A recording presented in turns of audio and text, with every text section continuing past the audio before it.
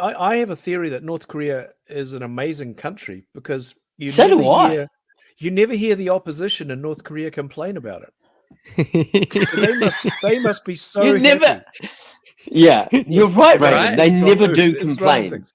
Whereas Yeah. in New Zealand, all you hear every day is things that the government is doing wrong. Yeah. And so obviously, which country would you rather be in? Dennis Rodman, he never had a bad thing to say about it, ever. Never. Yeah. Until Ashley Bloomfield is hanging out with Dennis Rodman, we have a long way to go. We do have a long way to go. We do have a long way to go. Hello, everybody. Welcome to the Nick Rado Show. Like, share, and comment. In whatever way you're watching this, Facebook, Instagram, YouTube, do whatever you got to do to follow, like, subscribe, all that kind of stuff. If you do that now, then we will give you the latest updates when the next show drops, as well as best of the best ofs. I've got the brilliant Tarun Mohanbhai, everybody. How's it going, Tarun? You good? Good. Where is he now, ladies and gentlemen? It's Raybon Khan, everybody. Where are you, Raybon? Good evening. I am sitting in front of a very glamorous green screen. Have I just spoiled the illusion by saying it's not actually where I live?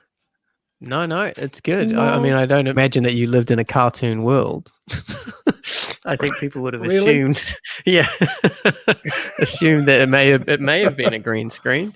Either that or the housing crisis has got so bad that you're no longer in this universe anymore.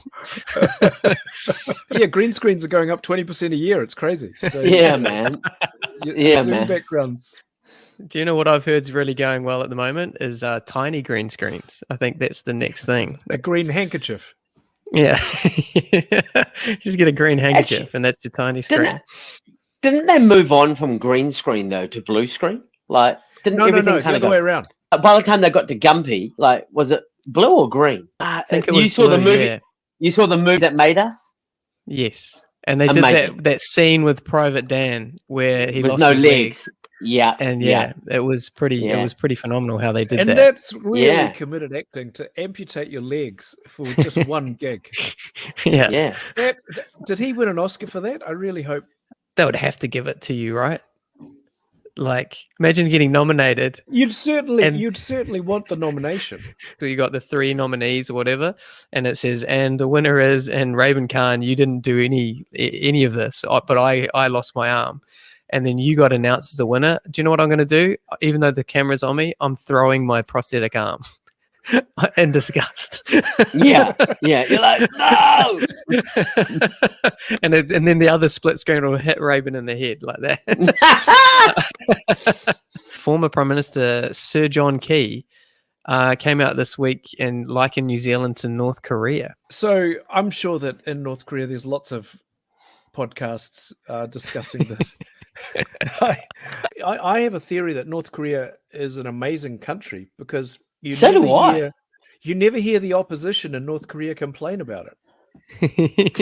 So they must be so happy. Yeah, you're right, Raybon. They never do complain. Whereas in New Zealand, all you hear every day is things that the government is doing wrong. Yeah. And so obviously, which country would you rather be in? And Dennis Rodman, he never had a bad thing to say about it, ever. Never. Yeah. Until Ashley Bloomfield is hanging out with Dennis Rodman, we have a long way to go. We do have a long way to go. We do have a long way to go.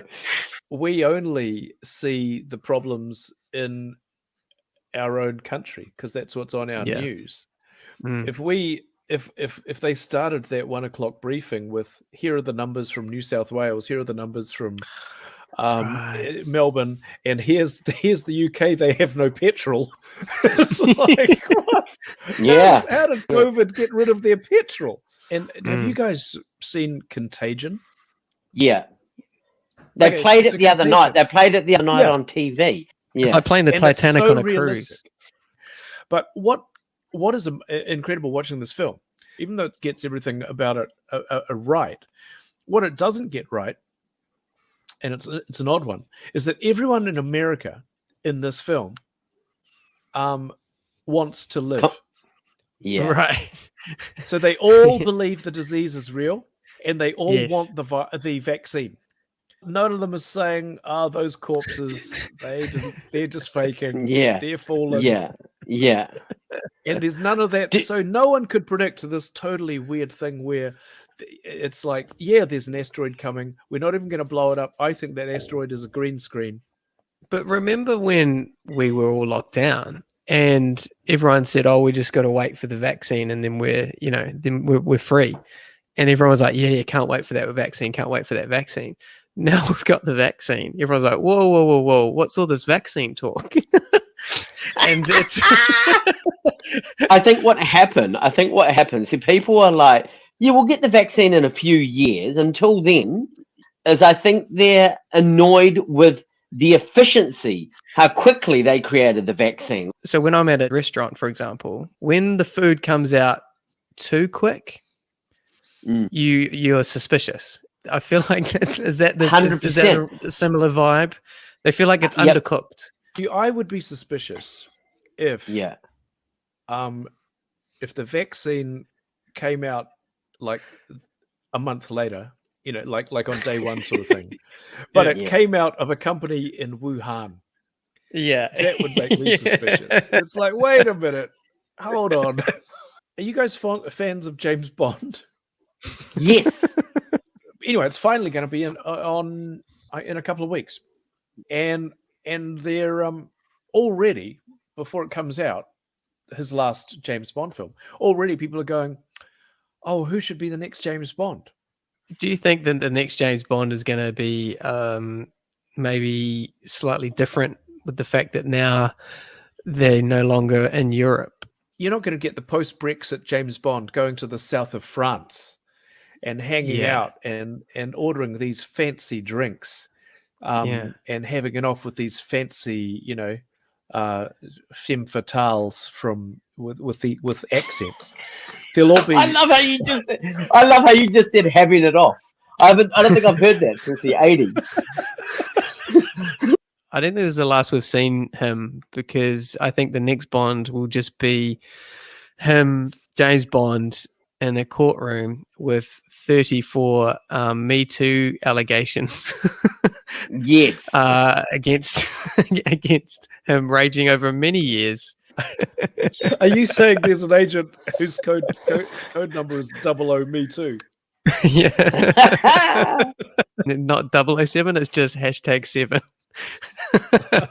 Well, especially now as well, like if all the villain has to do is escape to New Zealand, and then it's just going to be a movie where it just follows their 14-day quarantine in rival rooms. But they can Zoom each other, right? They can zooming and going, "I've been expecting you on the Zoom, Mr. Bond." well, of course you have. Yes, you're the one who set it up. It's just you sent me the invite.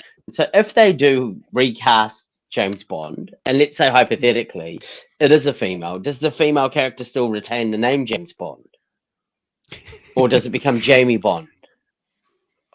I think you've got to keep the name, otherwise why did you do it? That's what I mean, right? Because it's a fictional character, right? Like no one at this moment has said, you know what would be good if King Kong was a queen, was a giraffe. Or a giraffe.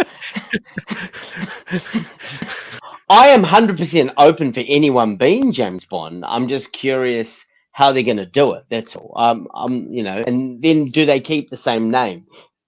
I read this article, which is quite bizarre, about a gorilla going down on another gorilla at the Bronx Zoo, which was really bizarre.